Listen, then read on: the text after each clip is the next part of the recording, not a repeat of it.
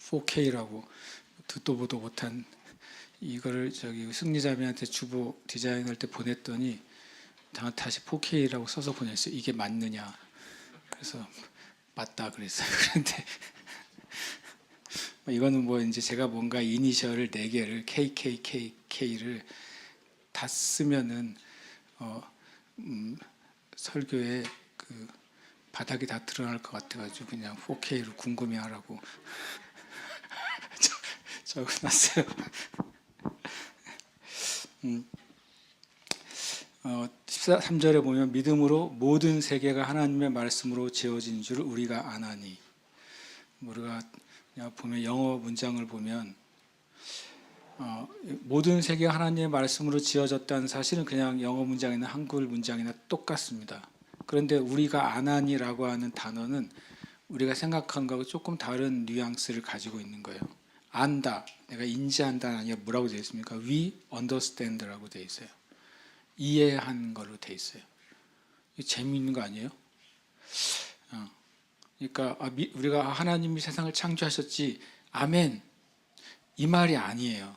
3절이 믿음으로, 믿음에 의해서 무엇인가를 안다 그랬어요. 근데 아는 게 인지하는 게 아니라 뭐라고요? 이해하는 거라고 성경은 되어 있다는 거예요. 믿음으로 이해한대요. 뭐를요? 모든 세계가 하나님의 말씀이라는 것에 의해서, 말씀이라는 것에 의해서 지어졌다. 제가 아침에 지어졌다는 표현이 뭐라 그랬죠? 여기 영어에 framed 됐다고 돼 있어요. 틀이 생겨졌다는 사실. 그래서 제가 창조에 대한 이해를 새롭게 했다는 말씀 드렸는데 그걸 제대로 전달을 했는지 안 했는지 솔직히 모르겠어요. 제가 이해한 걸 전달했는지 안 했는지. 왜냐하면 제가 아직 온전한 이해가 아닐 수도 있기 때문에 그렇습니다. 어쨌든 이 3절에서는 하나님이 하신 일과 우리가 해야 될 일이 나와 있다는 사실이에요. 하나님은 무슨 일을 하셨습니까? 말씀으로 세상을 지으셨는데 말씀으로 세상의 모든 것들을 프레임을 만드셨어요. 모든 원리를 다 만들었다고. 세상이 존재할 수 있는 모든 원리, 쉽게 말하면 원자 하나 속에 있는 원리를 만드셨고, 원자들이 결합해가지고 어떤 원소, 이제 제가 이제 나누는 겁니다. 어떤 원소가 될지 그 프레임도 하나님이 만드셨어요. 아직도 물리학자들이 H2O를 물이라고 그러잖아요. H2O. H2O는 수소 2개와 산소 하나가 만났을 때 물이 되잖아요. 아직도 물리학자들이 왜 수소 2개와 하나가 만나서 물이 되는지를 못 밝힌대요. 그리고 어떤 법칙으로 걔네가 만나게 되는지도, 왜 꼭 걔네여야 하는지, 물이 되려면. 그게 프레임이에요. 제가 이해하기로는. 모든 원소들이 어떤 비율로, 어떤 개체로 만났을 때 어떤 원소가 되고요. 그리고 화학자들이 뭘 발견합니까? 이런 원소와 저런 원소가 어떻게 따로 또 결합을 시키면 어떤 새로운 물질이 나오잖아요. 이게 엄청 놀랍지 않습니까? 플라스틱이라는 것이 개발되기 전에는, 플라스틱이 개발된 다음에 온 세상이 플라스틱이잖아요. 비닐부터 시작해서 다 플라스틱이에요. 세상이 완전히 바뀌었잖아요. 그걸 화학자들이 발견했는데 실은 그 프레임은 이미 하나님의 창조 때 모든 물질 세계에 담아두셨다는 거예요. 그래서 제가 이 말씀을 그 제식의 표현을 갑자기 히브리서 13장, 히브리서 21장 3절 지어졌다는 단어 안에 확 우주가 넓어진 것 같아요. 저는 그냥 제 느낌이에요. 그냥 와, 이게 프레임이었구나. 하나님이 세상을 창조하시는 하나님의 방식이에요. 말씀이 그걸 만들어내는 거예요. 말씀이 그것을 창조해 내셨습니다. 하나님은 그 일을 하신 거예요. 말씀으로 세상의 모든 원리와 원칙과 틀을 창조하셨기 때문에 그 안에서 세상이 움직이게 돼버렸어요. 그거를 벗어날 수 있는 존재는 없어요. 그러니까 사람들의 언어로 뭐라고 표현합니까? 뭐 연력학 제1법칙 그러잖아요. 뭐냐면 세상에 있는 에너지는 더 커지지도 않고 작아지지도 않는데요. 신기하게. 뭐 놀랍지 않습니까? 연력학 제1법칙 이름을 붙였어요. 세상에 있는 모든 에너지는 에너지의 형태는 변환되지만 에너지의 총량은 바뀌지 않는다. 이게 창조 아니면 설명이 안 되는 거예요. 그러니까 H2O가 물이 되고 얼어서 얼음이 되고 그게 온도가 높은 기체가 되지만 다 합해 놓으면 전 세계에 있는 H2O 그 양은 한 번도 바뀐 적이 없는 거예요. 한 방울도. 그게 어떻게 가능해요? 우연히 지어진 이 세상에. 그 물 한 방울, 산소, 수소, 원자 하나까지도 하나님 프레임 안에 딱 있기 때문이에요. 이게 참 놀라운 창조 법칙이라고 저는 이제 이해하게 됐어요. 과학을 모르는 제가 말해서 그게 과학적인지는 나중에 여러분 생각해 보시고. 그러나 다만 하나님은 그 일을 하셨어요. 그리고 그 일을 하셨고 그 일은 영원히 존재하게 됐어요. 시편에 그런 말이 있습니다. 하나님이 세우신 것은 영원합니다. 그래요. 하나님이 세우신 기초가 영원합니다. 그러니까 제가 이 말씀을 이해하고 나니까 시편이 완전히 시편에 있는 많은 구절들이 그런 방식으로 이제 다시 마치 도미노가 한쪽으로 쫙 뒤집히듯이 시편의 말씀들이 막 머릿속에서 쏟아지더라고요. 아, 그 구절이 그 구절이었구나 라는 사실을 제가 이제 이해했어요. 그리고 사람의 일이 한 가지 있어요. 이 말씀 안에 사람이 해야 될 일이 뭐냐, 우리가 안 하니 그랬어요. 그것을 하나님이 지으신 그 놀라운 창조의 원리와 그 속에 있는 그 어떤 것을 깨닫는 것은 사람에게 하나님이 주신 거예요. 깨닫는 만큼 뭐가 이루어졌냐면 문명이 발전됐어요. 이미 하나님은 창조 세계 안에 모든 걸 다 넣어주셨거든요. 그것을 인간들이 understand, 이해하는 만큼 문명이 발전한 거예요. 전에는 어디까지만 이해했죠. 왜냐하면 돌 두 개가 부딪혔는데 불꽃이 튀고 불이 되는구나. 이건 이해할 때 이제 불이 생기는 거잖아요. 그러면 사람이 문명이 확 달라지죠. 어쩌다가 불을 세게 피웠는데 갑자기 모래에서 유리가 나온 거예요. 아, 불을 세게 피우면 이런 물질에서 다른 새로운 물질이 녹아져 나오는구나 하는 사실을 알게 된 거예요. 그래서 또 문명이 바뀌어지는 것이죠. 그러니까 하나님이 이미 창조 안에 모든 세상의 그 프레임을 다 넣었어요. 모든 원리와 법칙들을. 그런데 그거를 하나님 인간의 지식을 계속 늘려가면서 그것을 발견하는 거예요. 하나님이 넣어놓은 프레임들을. 성경적으로 보면은 소돔과 고모라 시절에 이미 뭐가 있었어요? 타르가 있었어요. 그게 뭡니까? 원유죠, 원유. 원유가 존재했고, 그 원유가 있었는데 그때는 지금처럼 석유로 못 쓴 거예요. 한참 세대가 지나서 이 흘러나왔던 이 타르가 놀라운 에너지를 생산할 수 있는 물질이라는 것을 나중에 발견하게 되는 겁니다. 알게 되는 겁니다. 언더스탠드 하는 겁니다. 그럴수록 이제 더 발전이 되는 겁니다. 전에는 그냥 번개만 치다가 번개라는 것이 일종의 에너지를 가진 전류라는 사실을 발견했어요. 그 다음에 온 세상의 문명이 확 바뀌어 버렸잖아요. 필라멘트를 발견하는 순간 밤이 낮이 돼버린 거예요. 그러니까 하나님은 이미 온 우주 가운데 이 프레임, 인간이 살아가고 앞으로 인간이 무엇인가를 만들어낼 수 있는 원리를 다 넣으셨는데 얼만큼 그것이 사용된다고 아는 만큼이에요. 언더스탠드 한 만큼 발견됐어요. 그전에는 전기가 통하는 것은 뭐예요? 도체. 맞나요? 전기가 안 통하는 것은 뭐예요? 뭐예요? 부도체. 중간에 반도체가 있다는 사실을 알아냈어요. 그러면서 무슨 시대가 오면 컴퓨터의 시대가 온 거죠. 그 원래부터 있었던 거예요, 하나님이. 원래부터 하나님의 창조 세계 안에 그게 있었는데 사람이 그걸 발견하는 만큼 세상이 뭐라 그럴까요? 무지무지하게 변화가 일어나기 시작하는 겁니다.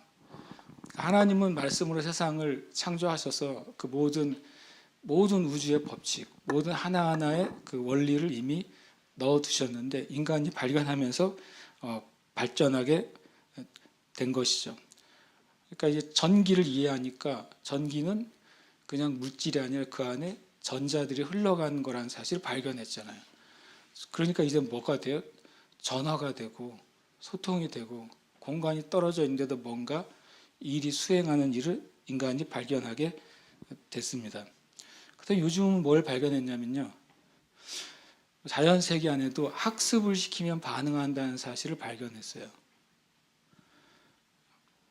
그러니까 이 말 못하는 만약에 벌도 어떤 상태에서 학습을 시키면 걔가 그 반응을 해요. 그게 어디까지 갔습니까? 이제는 AI가 반응을 하잖아요.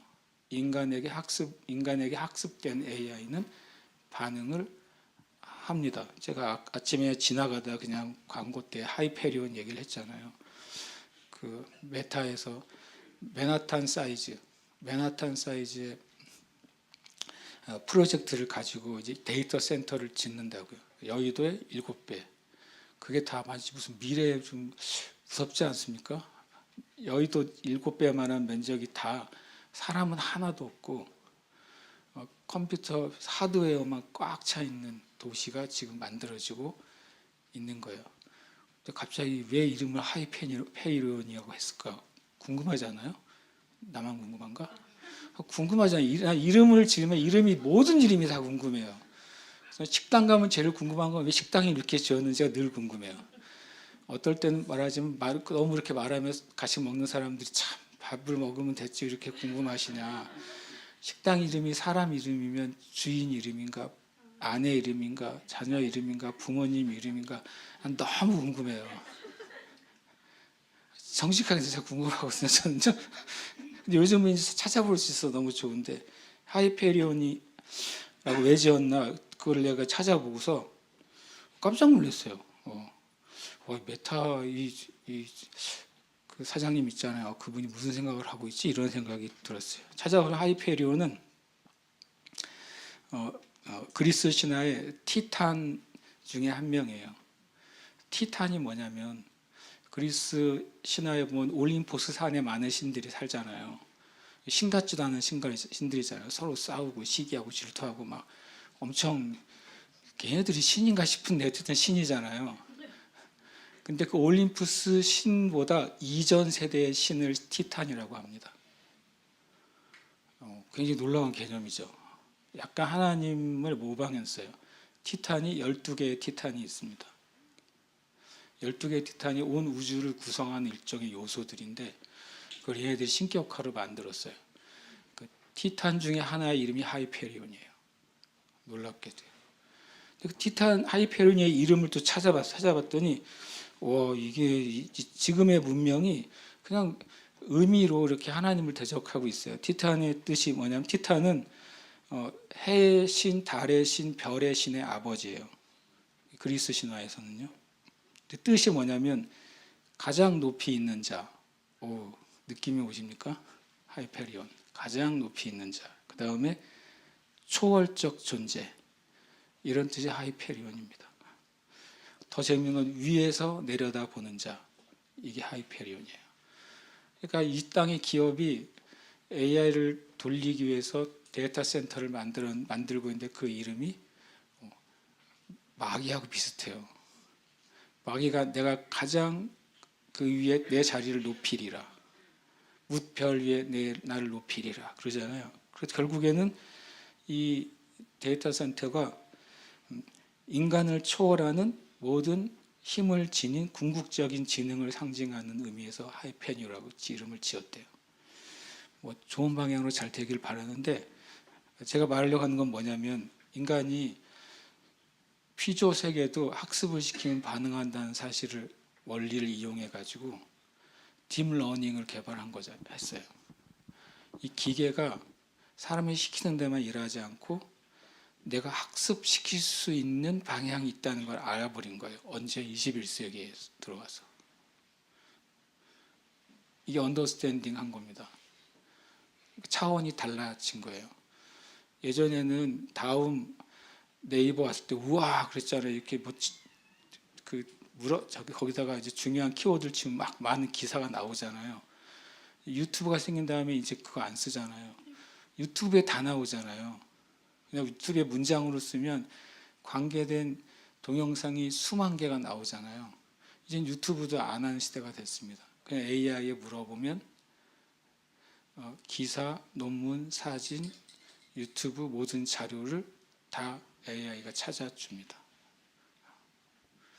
그러니까 이제는 찾는 시대에서 대화하는 시대로 바뀌어 버렸어요. 어떤 대상으로.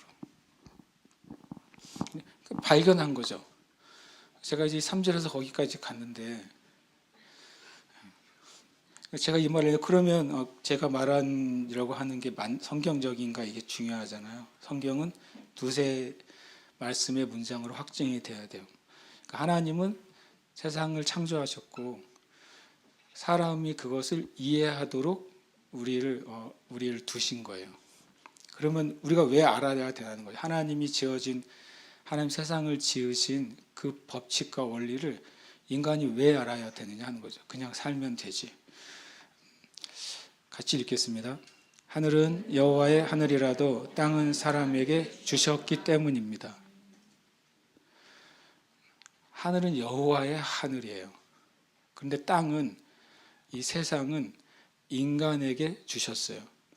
그래서 하나님이 이 세상 가운데 이 세상에 원리와 법칙을 넣어 주신 것을 누가 알아야 돼요? 사람이 알아야 돼요. 사람이 그것을 감당하도록 주셨기 때문에 사람이 그게 소유예요. 그래서 이 땅 안에 있는 하나님이 두신 이 세상에 제가 이제 표현하면 프레임이죠. 하나님이 지으신 법칙과 질서를 인간이 찾아내서 그것을 가지고 하나님께 영광을 올려드려야 돼요.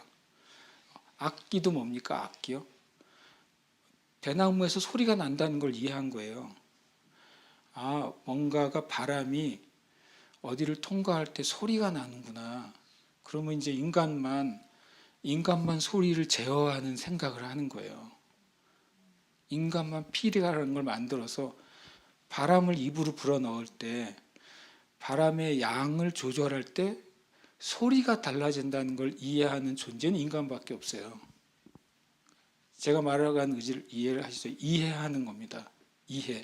이미 있는 것을 사람이 얼마나 하나님의 은혜로 이해하느냐에 따라서 세상은 바뀌어 왔다라고 저는 이제 나누는 겁니다. 그런데 그것을 해야 되는 이유는 하나님이 땅을 사람에게 주셨기 때문이에요. 이 땅을 다스리고 정복하도록, 그리고 이 땅을 통해 하나님의 영광을 드러내고 인간에게 하나님의 그 아름다운 선한 것이 드러나도록 우리를 그렇게 창조하셨고 권리를 주셨기 때문입니다. 그러면 인간이 정말 알 수 있도록 되어 있는가? 이 말씀을 함께 읽겠습니다. 이를 숨기는 것은 하나님의 영화요, 이를 살피는 것은 왕의 영화니라. 아멘. 하나님의 영광은 뭐냐면 온 우주에 하나님의 비밀이 가득 차 있기 때문에 이 하나님의 영광이에요. 보물 찾기를 하면 누가 영광이죠? 숨긴 사람이 짱이잖아요. 이해되죠? 그래서 하나 찾을 때마다 숨긴 사람이 뭘 줘요? 상을 주는 거예요. 그럼 사람들이 고마워요 그럴 거 아니에요. 이게 이를 숨기는 것, 하나님이 온 우주 가운데 하나님의 많은 비밀을 마치 보물을 숨겨놨는데 그게 하나님의 영화래요. 누군가가 하나 찾을 때마다 하나님이 이런 것을 하셨군요 라고 하나님께 찬양하게 된다는 거예요. 그게 하나님의 영광인데 그게 어떻게 나타나느냐? 왕을 통해서요. 이익을 살피는 것, 연구한 거죠. search라고 되어 있잖아요. 하나님이 만들어 온 세계를 하나님 주신 말씀을 통해서 연구할 때 하나님이 숨겨놓은 그 놀라운 것을 발견하는 게 왕의 영화예요. 누가 왕입니까? 저와 여러분이죠. 너희는 왕 같은 제사장들이요. 로마서에서는 너희는 생명 안에서 왕 노릇하리로다. 이 땅에는 그리스도인들이 왕이거든요. 우리의 영화는 뭐냐면 하나님이 온 우주 가운데 숨겨져 있는 것을 말씀을 통해서 찾아내서 하나님의 영광을 드러내는 것이 우리의 영화입니다. 그러니까 과학자들이 이 영화를 드러낼 수 있는 거예요. 신학자들도 영화를 드러낼 수 있는 거예요. 하나님이 숨겨놓으신 것들.